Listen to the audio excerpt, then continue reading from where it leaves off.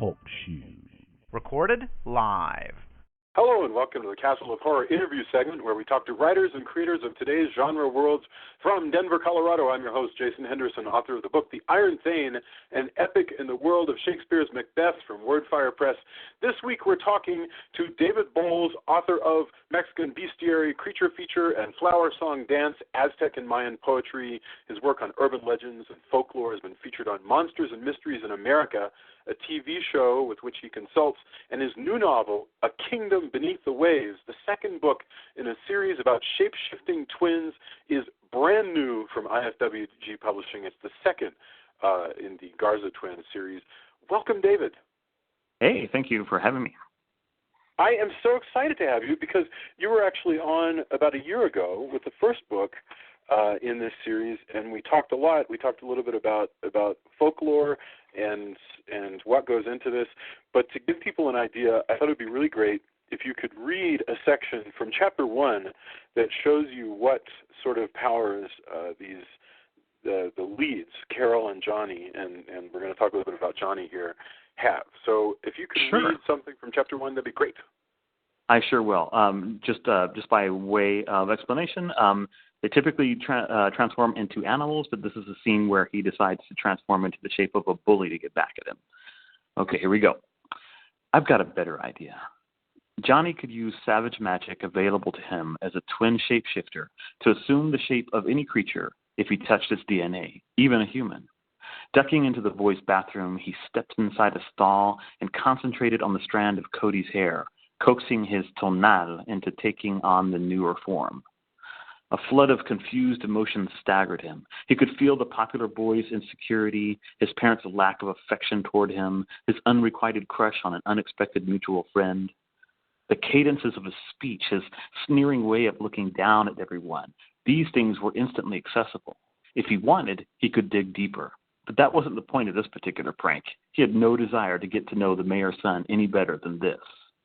After winking at his disturbing new reflection in the mirror, Johnny sauntered out, heading toward the portables on the far side of school, where he would very likely bump into Aniceto Saenz, better known as Hot Cheetos. Saenz had taken over the position of chief bully, vacated by Miguel Mickey Mouse Maldonado, who had finally been promoted to high school after 5 years at Veterans.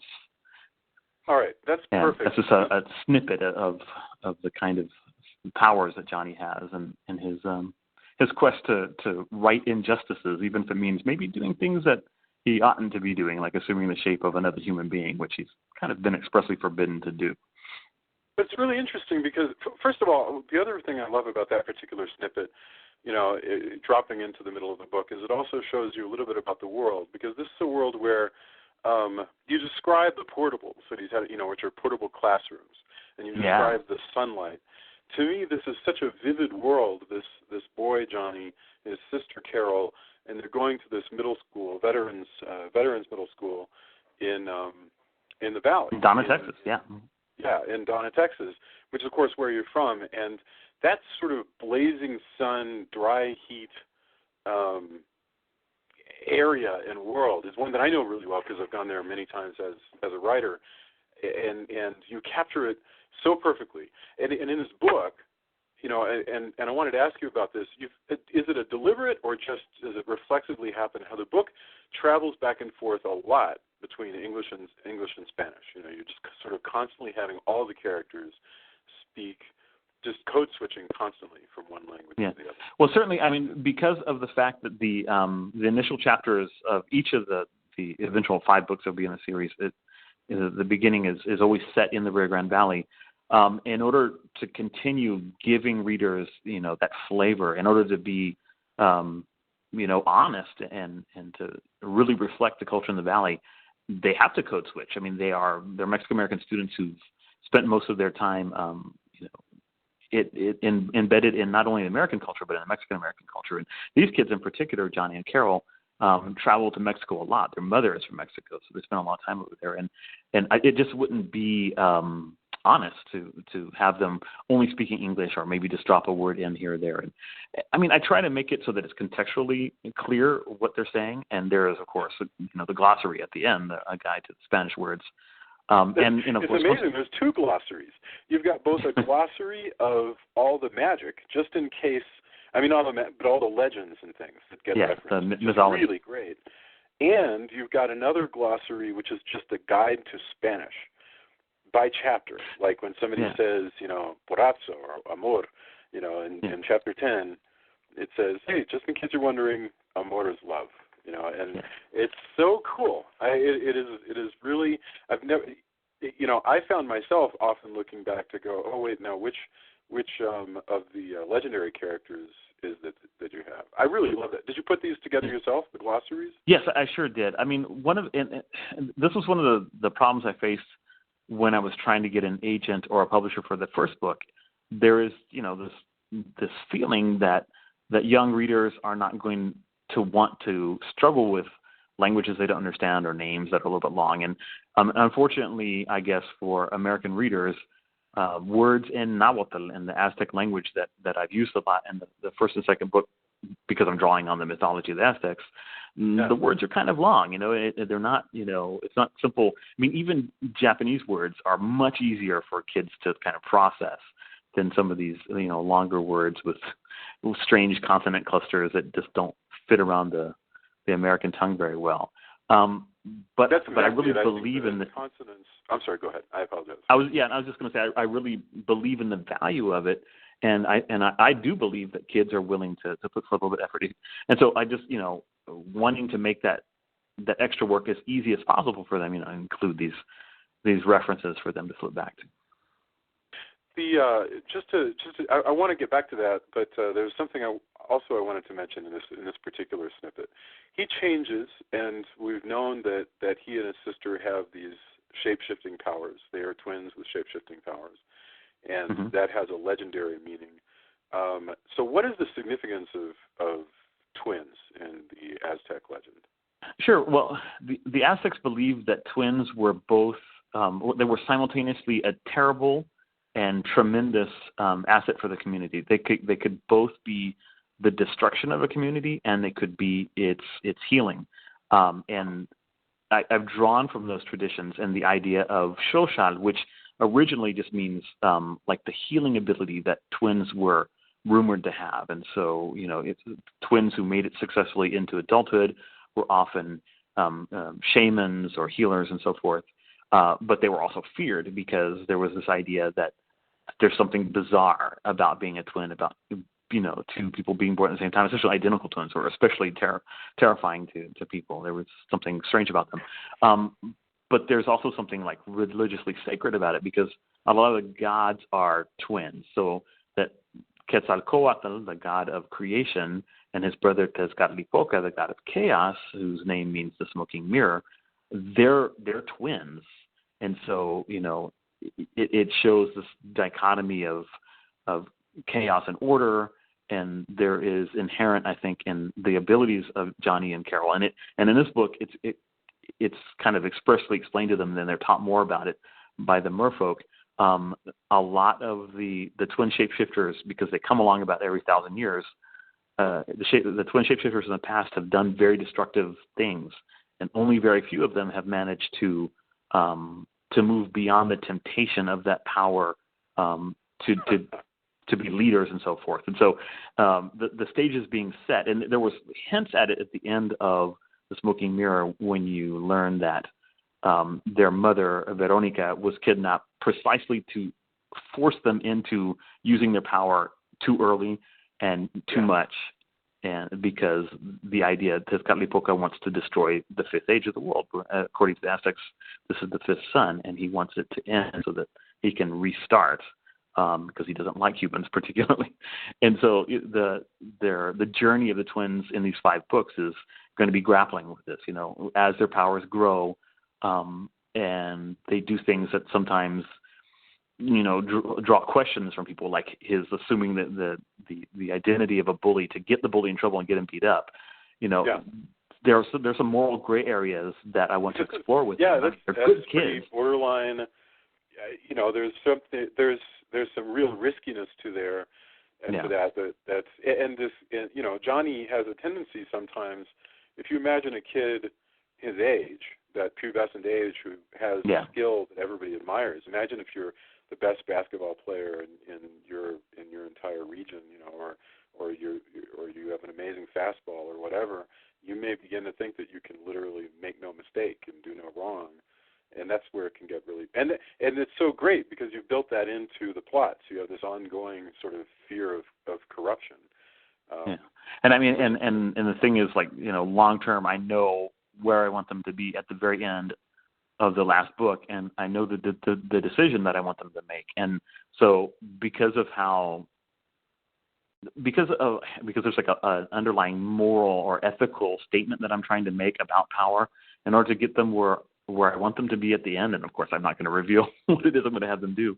I have to very carefully construct situations in which they find themselves driven more and more into this gray area until they have to, make some really hard decisions about what they're going to be doing with their power. Did you ever read Violence in the Sacred by René Girard? And I haven't looked at this book in like over a decade at least. But does that ring a bell for you? Yeah, no, I mean, I'm familiar with it. I've read excerpts. I've never read the whole thing, but for a class I took once, we read some excerpts from it. All I remember is that he hit on this, and it was just after we began speaking a few minutes ago when you were talking about the twin thing. Girard actually spends some time on this twin mystique, because I remember that was a part of Girard's Violence in the Sacred. I don't remember if he was discussing Aztecs. I remember, although he did spend some time on Aztecs, so it's very possible that he was talking about it in the context of Aztecs. But yeah, now I've got to go look that up. The other interesting thing. Yeah, no, I mean, and I'm glad you're bringing it up because I read that, like I said, the excerpts in an intro to folklore anthropology class that I took in my undergraduate years with Dr. Mark Glazer, and yeah, it's really fascinating, and wow, yeah, and I want to go back and read some of that because I'm sure it can give me some good ideas on how to explore some of this. Oh, I'm sure. Well, there was some great stuff about, and again, I'm reaching over the decade, so it was like I need to look at it again, especially 70s, right, or when it came out or something. Yeah. But I mean, I didn't read it. I think I read it when I was right. You're not reading it when you were like 6 or 7 years old. Yeah. Although you were precocious, but not quite that precocious. That would be pretty cool. Yeah. You're like, I was reading Foucault and Girard and. You know what I was reading that was ridiculous for my age. Actually, come to think of it, I'd love to hear. Desmond Norris, The Naked Ape.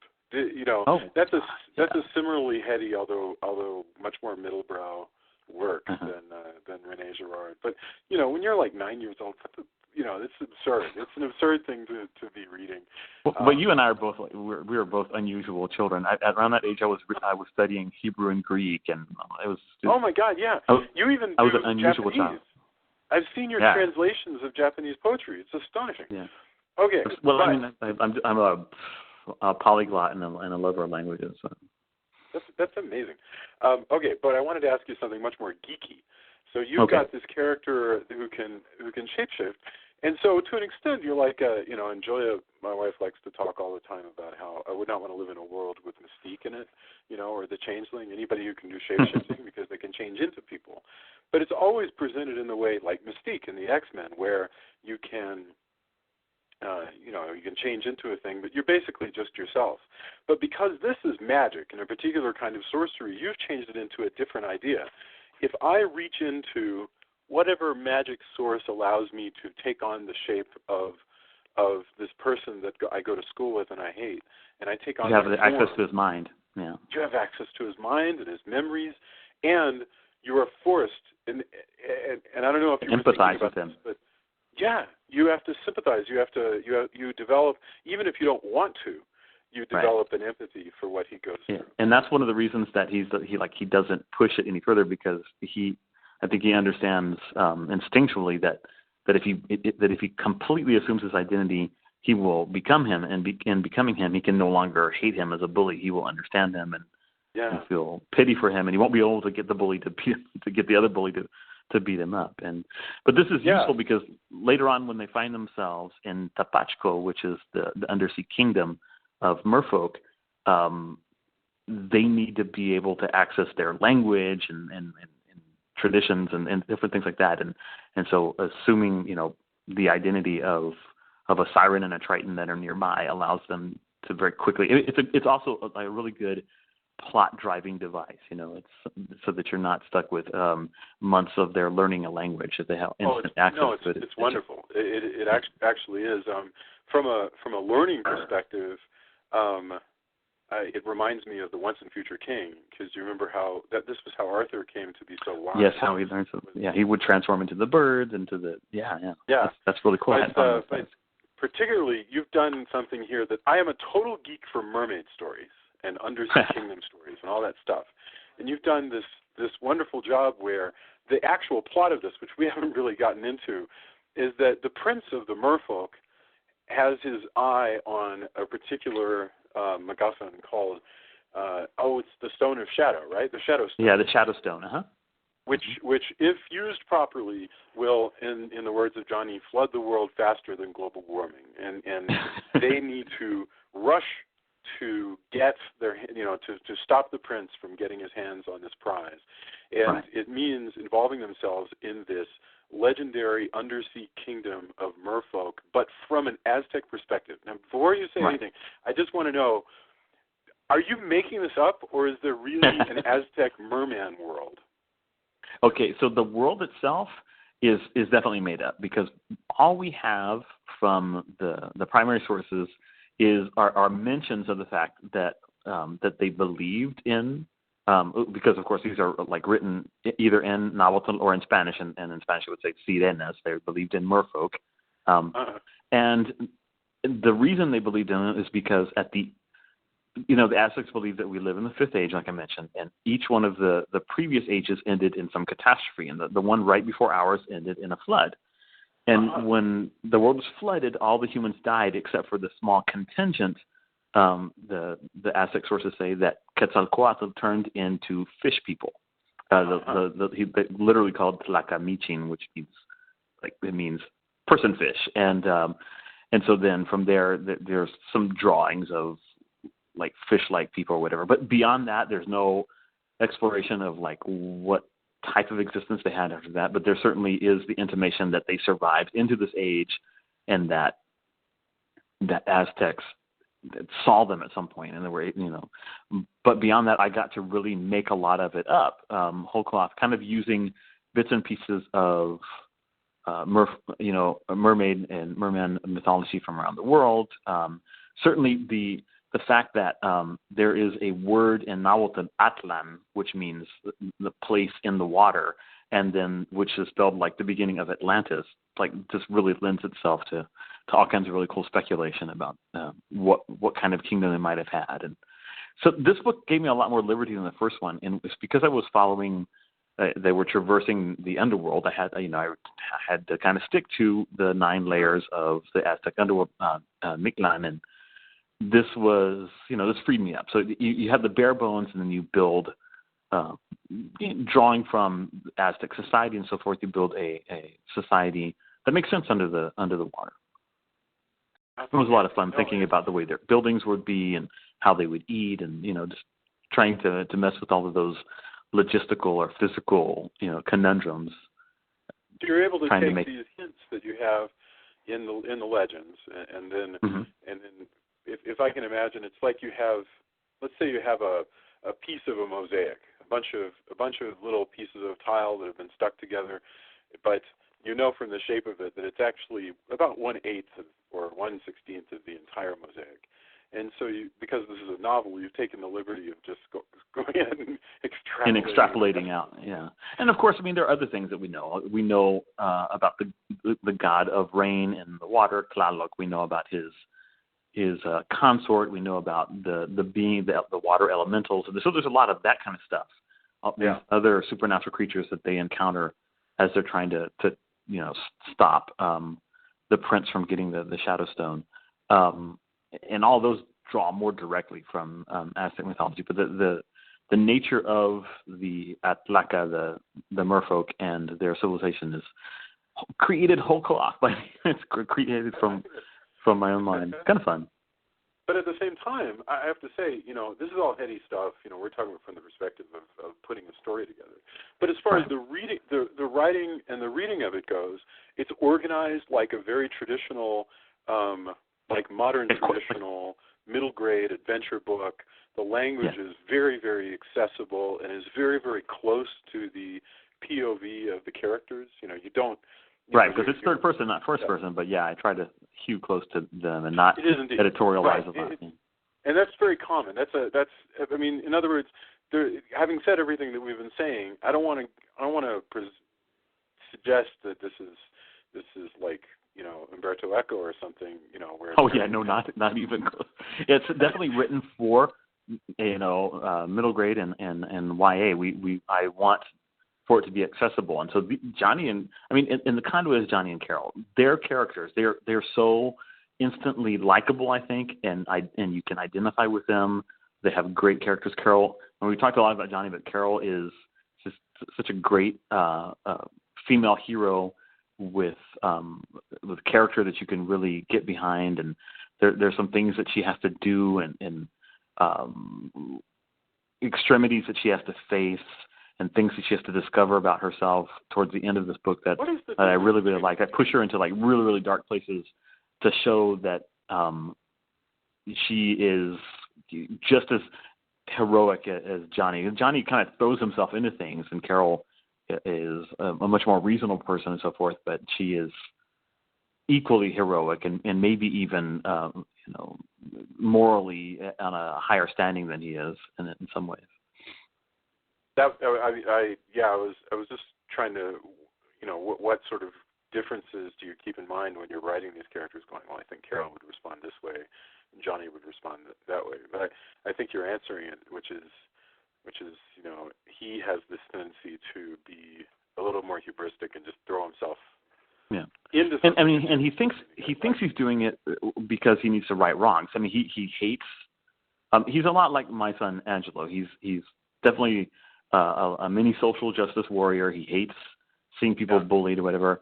The issue is, of course, now that he has power to actually stop them, to like physically stop them or magically stop them, instead of just like verbally trying to deter them,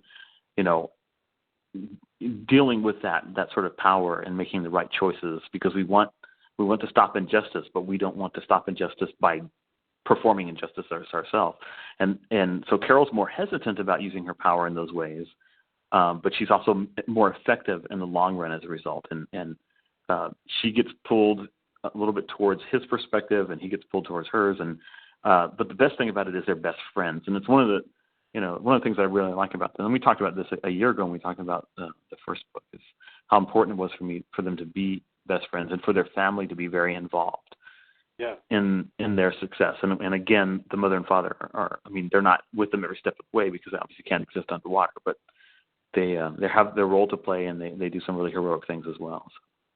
Do you think this is a fantasy or part of the comforting vision of the book for the reader, this notion of an intact nuclear family that is very supportive of you and kind of sees where you're coming from and supports you? Is that part of the magic of the book? I like to think so. To me, it certainly is a really important part of the journey I want those kids to go on. I enjoy books, and I've read many books where the family is dysfunctional, or the parents don't understand, or the children are chosen and they have to go off on their own, and the parents don't like that. But because of the Mexican-American culture on my father's side of the family, and the way I was raised, and I've lived my entire life in the Valley, the way I've raised my kids, I see Mexican-American heroes, at the very least, from the Rio Grande Valley, as not likely striking out on their own without the support of their family, both their core family and extended family. I don't think it would be true to the cultural realities if I just had them, go. Just think about how many kids, given the opportunity to leave the Rio Grande Valley to go to college elsewhere, choose to stay behind because family is so important. And the idea is, what am I going to get going off and going elsewhere that is going to compensate me for losing this day-to-day connection with the people that I love? And it's because it's so important, I think, to the character of Johnny and Carol, into the identity of the Latino readers, also the young Latino readers that who I definitely want to reach. I mean, I think the book is accessible to any kind of young reader and even adults, but definitely they're the ones that are closest to my heart as I'm writing these things. And I think so they see themselves reflected in it. I have to be true to that. But I think that's really beautiful. I love these stories where the entire family is involved because it is kind of unusual. I mean, typically, I think there's a certain cliche of a young hero who is, you know, who is orphaned or who is completely misunderstood by everybody, you know, and has to strike out on his own. Yeah. I mean, hell, my series, Alex Van Helsing, he's not misunderstood by his family, but he's at least an ocean away. You know, where they kind of go. But one of the things, I mean, you know, going back to the writerly perspective, is that in terms of actual craft and narrative structure, it's a lot easier to write a story about just the hero and not to have to deal with, okay, where are his parents now? What is his sister doing? Da, da, da, da. It's a lot easier to write the story of just that lone hero and his like little, you know, Scooby. No doubt about it. Yeah, absolutely, it is. Yes. Wow. You know, you said something else, and this is going to take us far off topic, but I'm just really curious as to what you'll think. So you were talking about your son Angelo, and you said that he's developing into a social justice warrior. And I know that you used the term with a certain amount of irony, but this has been a term. My wife has this wonderful comment all the time. She was like, I don't understand. It's a riff on somebody said a long time ago, you know, what is the matter with peace, love, and understanding? and social justice warrior has become this sort of angry, snarky insult, and I can't. All right. No, it certainly is being used that way. It's certainly being used that way, especially by MRAs, which is another great abbreviation, you know, men's rights advocates and so forth. And so, I mean, I say it with great affection because I love the fact that my son is what is, you know, called a social justice warrior, because as he and I are wont to say, being a social justice warrior is the shorthand for not being a jerk, being decent human, being a decent human being to other people, right? Yeah. It's like when you hear people say, "I'm so tired of all this political correctness." Yeah, it's like they're really saying, "Why can't I be a jerk to everyone? Why can't I treat people like crap?" No, I think you're right about that. I think you're absolutely right that people that there's a certain like fun that people can have being insulting to other people, and whenever somebody has the sort of bad form in these guys' eyes as to show up and tell them, you know, that is funny, but it actually makes those guys over there feel really bad. It makes these particular guys feel even worse, and so they have a word. They go, "Oh, you're being too politically incorrect." It's like, how about you not be a jerk? I totally agree with you. God, the other one, you know, and you've got strong female characters in here, at least two. You know, you've got an evenly divided family because you've got the dad, who is a seer. You've got the mom who's a shapeshifter. The sister is a shapeshifter. You know, we were talking online a couple of weeks ago because somebody was complaining that the main character of the new Star Wars movie is female. Oh, yeah. You posted something like, "What the hell is the matter with you people?" It infuriated me. I couldn't believe that people would be so petty as to make a big deal about something like that, you know? But why? I mean, after all of the strong male characters in every single movie that is ever made, to make a big deal about, you know, having a strong female character, I don't know, just. Well, but there's a thing that happens, and I think it was Dwayne McDuffie who came up with this, but he called it something like the rule of two or something. He goes, whenever there's like, if something is like all white, and then you introduce two characters of an ethnic origin that is different from Caucasian white, it will appear that this is a trend that white people often find really unnerving. And you know, he goes, so, you know, you never have more than two of you know, any diverse mixture, which is patently absurd. I mean, you know, and TV is getting away from this now. But that's really the idea, because I was at Denver Comic-Con and somebody raised his hand during a meeting. He goes, well, do you think we're running the risk of movies being overrun by strong female characters? you know. And no, like, not anytime soon. Are you out of your mind? I mean, here's the test. If you go to IMDb and like grab the last 10 movies that are action movies and tell me who the lead is, I guarantee you that at least 80%, at least 80, probably 90, probably more than 90 of the any last bunch of films are going to star men. It's that there is no risk. We're at no risk right now. Yeah. And then the ones that star women, like a huge percentage of them don't even pass the Bechdel test. I mean, it's like they're women, but when they're just hanging out together, they're talking about men. So the men are still the center of everything. And I wasn't even aware of that. It's so funny when I wrote my first book, I did actually have two women alone in a conversation, and yes, indeed, they were talking about the main character, and I recognize that now, and it's so funny. It never dawned on me. I did have at least other scenes where that was not the case, but it's funny how easily you can slip into that stuff. Yeah. Anyway, and that's one of the things you have to be aware of. Yeah, but I mean, these are definitely important topics, and when you're writing a book as diverse as mine and trying to be inclusive and make statements about those kinds of things. I mean, it's tough, and of course, I mean, you run up against some problems getting it published. Oh sure.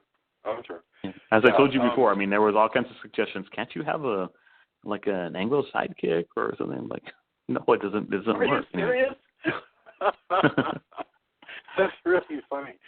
That is really funny. It's so. It's kind of amusing because the only Anglo in the book is Cody Smith and the mayor's son, and he's like a complete jerk. So. Yeah. Sorry. I guess I don't know. Maybe that's probably going a little too far, but I just couldn't help myself. I thought it was really fun. Sure. No. People are not aware of how there are many, many diverse parts of this country where things don't look the way that they look if you happen to live in a suburb around Chicago or a suburb around Dallas or whatever, where your world is sort of defined by whiteness, where the world still looks more or less like family ties. But if you're down where you in Donna, it's 99% Hispanic. Yeah, 99%. The radio stations are in Spanish. The billboards are in Spanish. The signs at the grocery store are in Spanish. That's America, and it's just not an America that everybody is aware of because. And I think it's an America that they can become enthused and excited about. I mean, it's something that I'm doing in my other projects as well. I mean, I've got a book coming out from the History Press called Ghosts of the Rio Grande Valley that embeds 17 major haunting stories in the history of this region. I mean, a lot of people don't realize, Deep South. A lot of people don't even know what Deep South Texas is. They think South Texas is San Antonio, and there's a very fascinating and very long history in the Rio Grande Valley. And what better way to tell it than by using ghost stories as an entry point into exploring history. And then I got a short story collection coming out before the end of the year from Broken River Books called Chupacabra Vengeance, which is a bunch of definitely not YA, but like different spec fic stories, science fiction, fantasy, horror, weird, so forth, that are again like primarily about Latinos and about Latino culture and stuff like that. So, and isn't that a cool title, Chupacabra Vengeance? Chupacabra Vengeance? Yeah, Vengeance. That's wonderful. That's really great. I want to like a picture of a chupacabra with like a couple of 44 magnums, That is hilarious. We didn't go with the cover like that, but that would have been awesome. Now that I think about it, that would have been fantastic.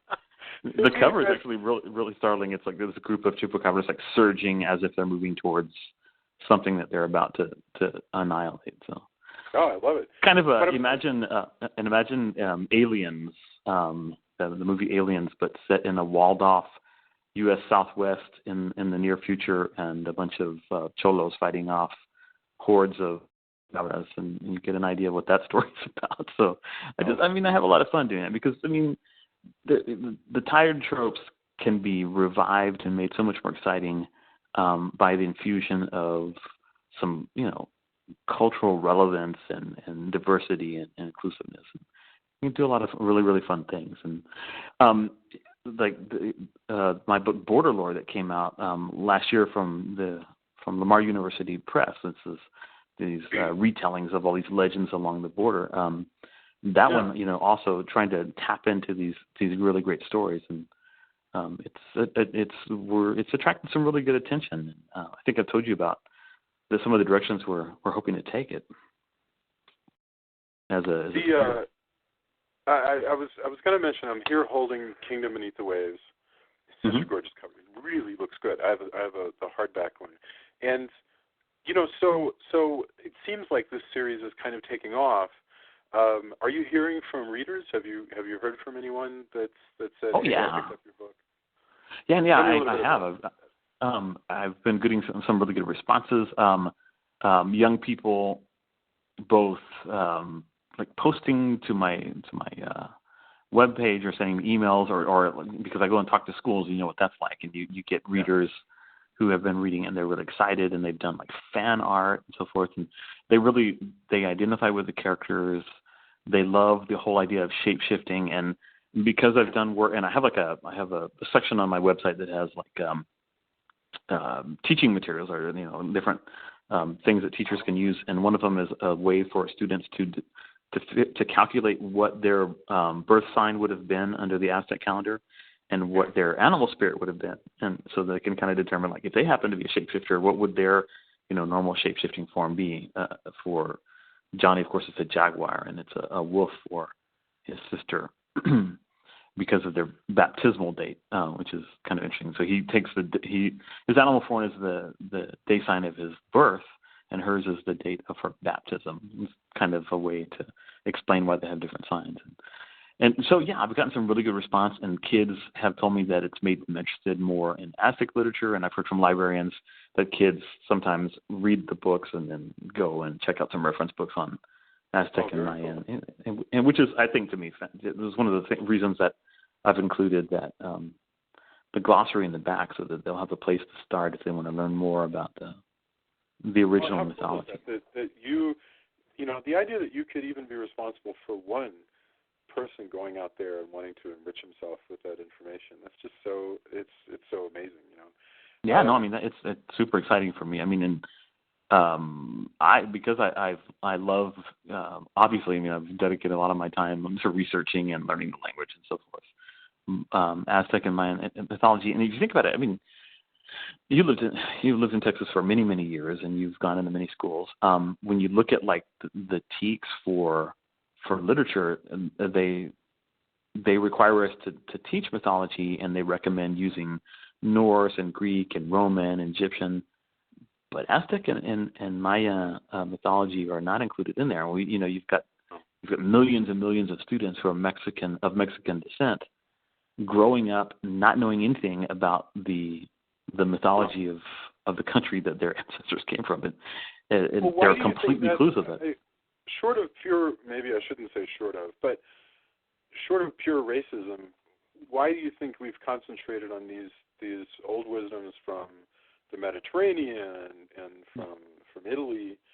I think it ties into the canon, and it ties into, it's kind of like the QWERTY phenomenon. No, I mean, we've done it for so long that it's this force of habit. For the longest time, Latin and Greek and the classics were a part of the public school curriculum back when, maybe only a tenth of our young people actually went to school.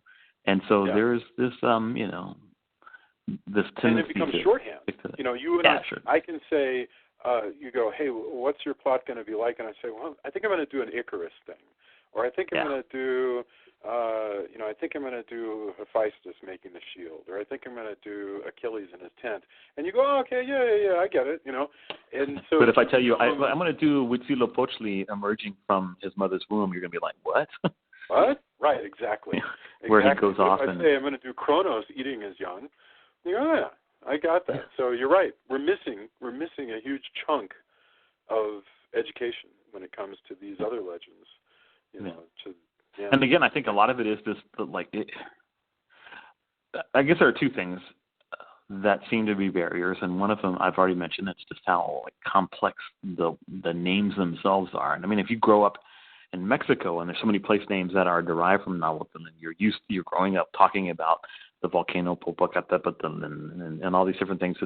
It's not as daunting. But if you're an English-speaking, Latino who has some Spanish but didn't grow up in Mexico, never has an education, you just like look at those words and you're like, where do I even begin to pronounce these? And then I think the other one is that people just associate Aztecs with bloodthirstiness. They don't. A lot of people just kind of conversationally know that there was a lot of sacrifice, and so beyond that, they, that to a lot of people that seems to immediately, what's the word I'm looking for? It immediately disqualifies them as the subject of serious study because, oh my God, how do you get past that? But if we looked at things differently, if we thought about all of the millions of people of African descent who died in the United States under a ostensibly democratic and beautiful country, we can begin to put things in perspective, I think, and not be so judgmental. Absolutely. Wow. So, okay, you were telling me a little bit about your activities in TV. So, what's the current status? What all you got going on in television? Oh, okay. Yeah. No, I kind of. You give me a chance, I'll blather away. But so, I know it's hard for you to believe. So my after this book comes out, it came out today. We'll be launching it here at the Texas Library Association. Oh my God, I'm so sorry. I'm keeping you on the telephone. No. The launch is tomorrow. I mean, the book came out today, but the official launch is tomorrow. And then, of course, in September, as I mentioned, I've got Ghosts of the Rio Grande Valley, and towards the end of the year, that Chupacabra Vengeance. But what the other thing that's going on in the background is the development of a TV series based on the book Border Lore. So shortly after I got the Pura del Pre Honor Award, I was contacted by a producer from Hollywood. His name is Javier Chapa, and his company is Mucho Más Media. And they develop a lot of, like, indie films and TV projects that have Latinos that center on Latino life and so forth. And he's written and produced and directed some really cool stuff. And he worked for a while as an assistant to Ed Harris on Appaloosa and things like that. I mean, these guys got some serious cred. And he's from the Valley. He's from San Manuel. And we got to talking, and he was, congratulating me and so forth.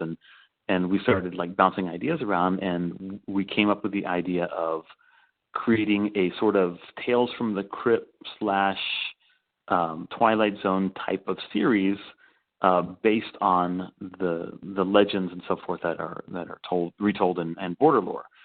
So, we worked together to draft a treatment and to break out the first 13 episodes, because our vision is seasons of 13 half-hour episodes, more or less, and we've been working on the pilot, and we're basically done with that. We're just tweaking some final things, and in talks with some other production companies that might collaborate with us and go in as a sort of partnership, and talking to a couple of networks.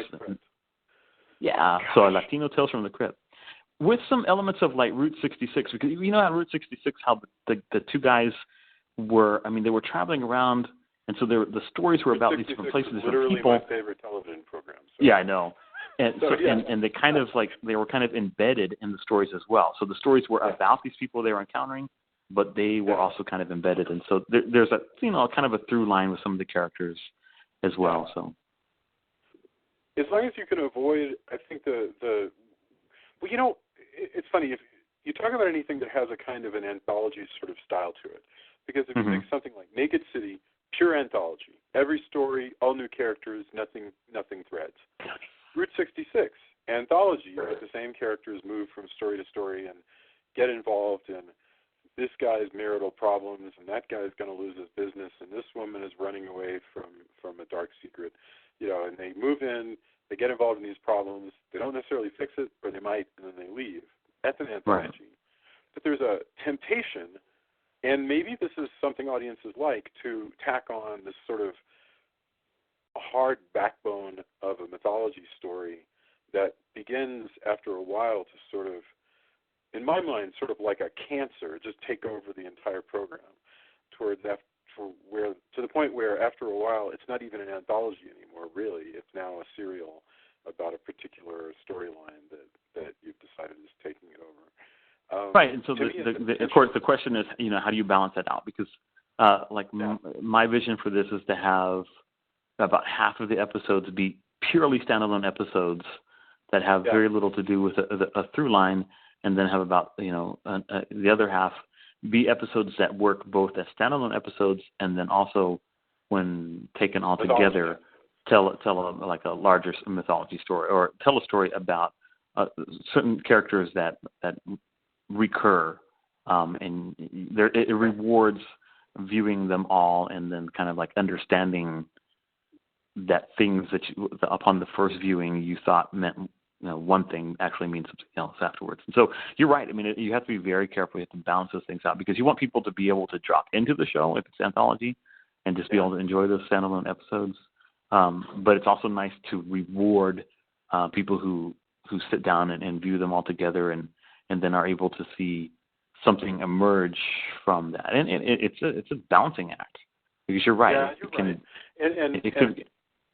Well, there's preferences involved as well. I mean, I know many people, if you took 20 people who love the X-Files, half of them, and that show balanced, I think, beautifully, where they literally was half and half, mythology and half anthology.